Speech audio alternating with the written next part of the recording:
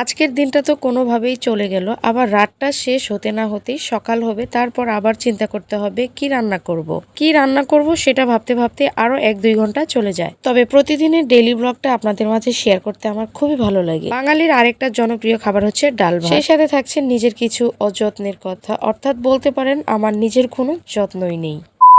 Hello everyone, কেমন আছেন সবাই? আশা করছি সবাই অনেক বেশি ভালো আছেন, আমিও আছি কোনো রকম। সেই সাথে জানি আমার ছোট্ট একটা পেজে আপনাদেরকে ওয়েলকাম। সংসার হয়ে গেলে একটা মেয়ের সব থেকে বড় জিনিস কি হারায় জানেন? সেটা হচ্ছে যত্ন। কেউ তাকে ভাত বেড়ে দিবে সেই যত্ন, কেউ তার কথা শুনবে সেই যত্ন, প্রচন্ড ক্লান্তিতে কেউ তাকে একটু ছুটি দেবে সেই যত্ন। এত সব হারিয়েও মেয়েরা কিরকম সংসার আগলে ধরে জীবন পার করে দেয়। কোনো রকম ছুটি নেই, ছাড় নেই, চোখের জলেরও তেমন একটা দাম নেই, তাও সংসার আগলে ধরে রাখতে মেয়েদের কি প্রবল আগ্রহ। বলতে পারেন নিজেকে নিঃশেষ করে সব আগলে রাখার এই আগ্রহের নাম হচ্ছে মায়া, অথচ তার জন্যই কারো মায়া হয় না। কেমন অদ্ভুত নয় এই ব্যাপারটা? আপনি চাইলে সবকিছু ছাড়তে পারবেন, সবকিছু ভুলতে পারবেন, কিন্তু মায়া জিনিসটাকে কখনো ভুলতে পারবেন না। আপনি হয়তো ভাবছেন আপনার আশেপাশে সবাই আপনাকে খুব বেশি ভালোবাসে, খোঁজ নিয়ে দেখবেন এমনটা কিন্তু মোটেও না। মানুষ আপনাকে ভালোবাসবে তখনই যখন আপনি তাদেরকে হাসি খুশি রাখতে পারবেন, তাদের মন মতো কাজ করে দিবেন, তাদের প্রতি এফোর্ট দিবেন। কিন্তু যেদিন থেকে আপনি তাদের আশা মতো কাজ করবেন না,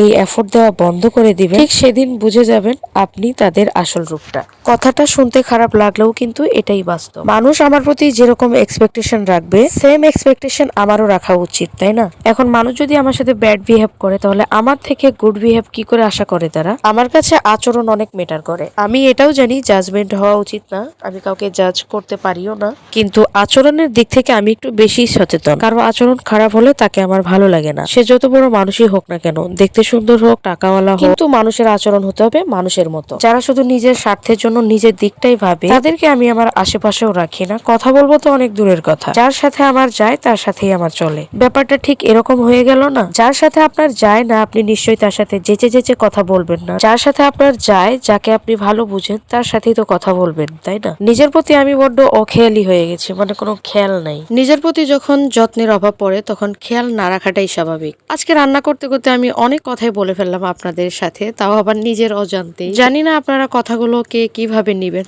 তবে আমার বিশ্বাস কথাগুলো আপনারা পজিটিভলি নিবেন, কারণ আমি কোনো বাজে কথা বা কোনো ভিত্তিহীন কথা বলি নাই। আমি কিন্তু গাইডলাইনের বাইরে কথা বলতে পারি না, সেই রাইট আমার থাকলেও ফেসবুক আমাকে দেয় নাই। যাই হোক, আজকে আমি অনেক কথাই বললাম, তবে সবশেষে আরেকটা কথা বলবো, সবকিছু মানিয়ে উঠতে পারলেই জীবন সুন্দর। সো এনিওয়েজ গাইজ, আজকে আমি রান্না করেছিলাম মসুরের ডাল, সেই সাথে আলু ভাজি, পটল ভাজি, তারপর মিষ্টি লাউ বড়া, আবার ডালের সাথে হচ্ছে আমি লইট্টে শুটকির লাড়া রান্না করেছিলাম, সেই সাথে আছে জলপাই আচার। আজকের খাবারটা সেরা ছিল। তো এই ছিল আমার আজকের মতো একটা ডেইলি ব্লগ। কেমন লাগলো লাইক কমেন্ট করে জানিয়ে দিবেন। Thanks for watching.